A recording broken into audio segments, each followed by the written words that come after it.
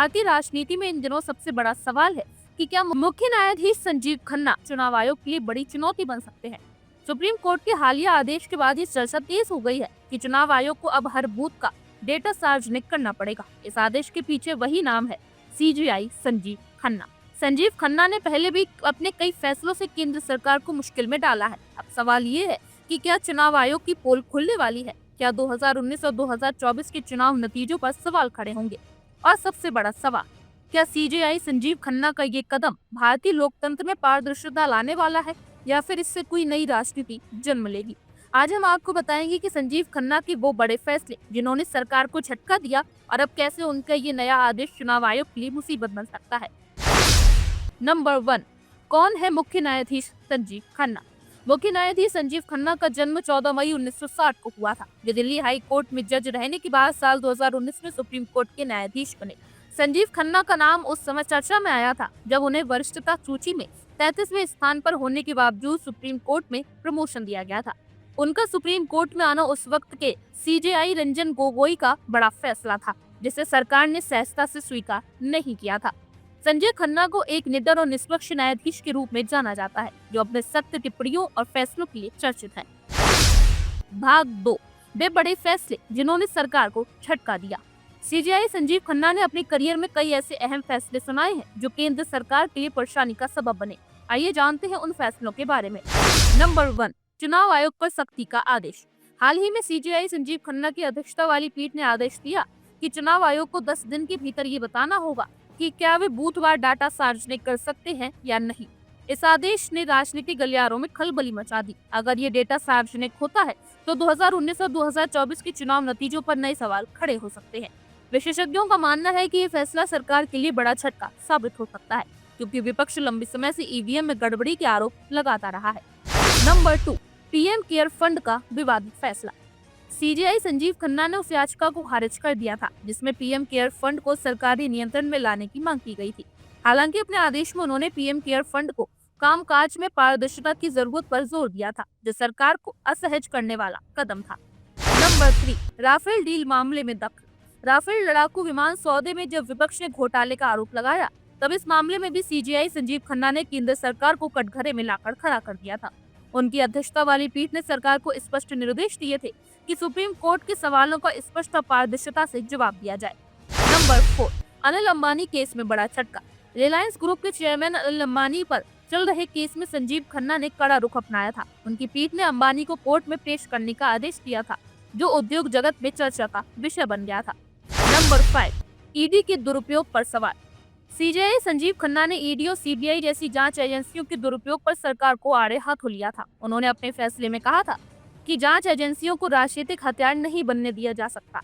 इस आदेश के बाद केंद्र सरकार को तीखी आलोचना का सामना करना पड़ा था। भाग 3, अब चुनाव आयोग पर क्यों सख्त हुए संजीव खन्ना? अब सवाल ये है कि सीजीआई संजीव खन्ना ने चुनाव आयोग को लेकर इतनी सख्ती क्यों दिखाई? विशेषज्ञों का मानना है कि सुप्रीम कोर्ट ने 2019 और 2024 के चुनावों में ईवीएम गड़बड़ी के आरोपों को हल्के में नहीं लिया। सुप्रीम कोर्ट ने साफ कर दिया था कि चुनाव आयोग को अब हर बूथ पर डेटा जारी करना होगा ताकि जनता को सही जानकारी मिल सके। इसके आदेश के पीछे बड़ा कारण ये है कि विपक्ष लगातार आरोप लगाता रहा है कि चुनाव आयोग सरकार के दबाव में काम कर रहा है। चुनाव आयोग पर पक्षपात के आरोप लगते रहे हैं। बूथ डेटा सार्वजनिक होने पर यह साफ हो सकता है कि किन किन सीटों पर गड़बड़ी हुई थी। भाग 4, क्या संजीव खन्ना के फैसले से बीजेपी को नुकसान होगा? सीजीआई संजीव खन्ना के इस आदेश के बाद बीजेपी के लिए मुश्किलें बढ़ सकती हैं। अगर बूथ डेटा जारी होता है तो उसमें किसी भी तरह की गड़बड़ी सामने आती है तो बीजेपी के लिए 2019 और 2024 के चुनावी नतीजों पर गंभीर सवाल खड़े हो सकते हैं। विशेषज्ञों का मानना है कि अगर ये डेटा सार्वजनिक हुआ तो विपक्ष को सरकार पर हमला करने का बड़ा मौका मिलेगा। चुनाव आयोग को विश्वसनीयता पर भी बड़े सवाल खड़े हो सकते हैं। भविष्य में चुनावों में पारदर्शिता को लेकर भी जनता का भरोसा डगमगा सकता है। भाग 5, क्या सीजीआई संजीव खन्ना बनेंगे चुनाव सुधारों के नायक? सीजीआई संजीव खन्ना के हालिया आदेशों के बाद राजनीति गर्मा गई है। क्या चुनाव आयोग अपनी छवि सुधार पाएगा? क्या सरकार पर चुनाव गड़बड़ी के आरोप लगेंगे? क्या सीजीआई संजीव खन्ना का ये आदेश लोकतंत्र में बड़ा बदलाव लाएगा? आने वाले दिनों में इन सवालों का जवाब साफ हो जाएगा। अब देखना ये है कि सुप्रीम कोर्ट के आदेश के बाद चुनाव आयोग क्या कदम उठाता है। आपकी राय क्या है? क्या चुनाव आयोग को बूथ डेटा जारी करना चाहिए? No, that's not been done. What has been said 151 is not really that way.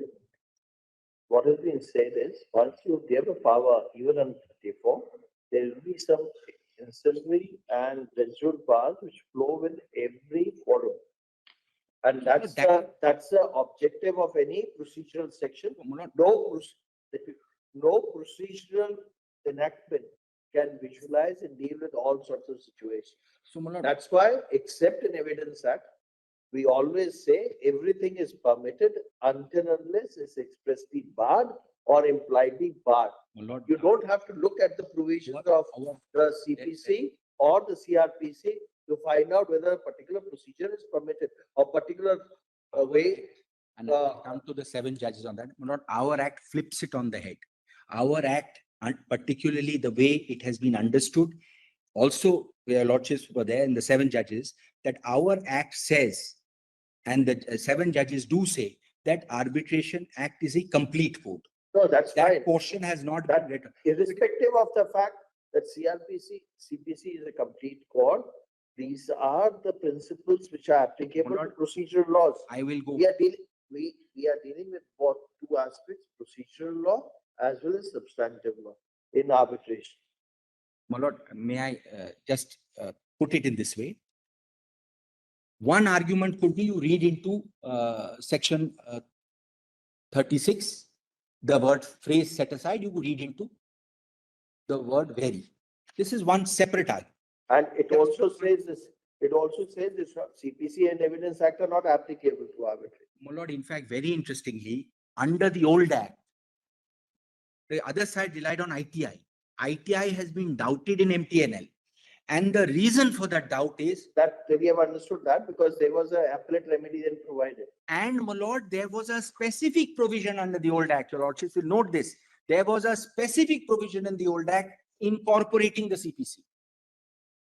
Specifically, that which is not there. There were, I think, 41, 40, section 40, 41, specifically bringing in CPC. So, my lord, we have to get out of that, should I say, my lord, CPC mindset for a moment. So, my lord, the question which is put is that why should annulment not include variation? This is the argument. This is the highest that it can be put. Why should it not include? और आप हमसे जुड़े रहने के लिए subscribe करें YouTube पर, follow करें Twitter पर और लाइक करें Facebook पर। और ज्यादा जानकारी के लिए आपको टाइप करना होगा सिर्फ न्यूज़ नशा।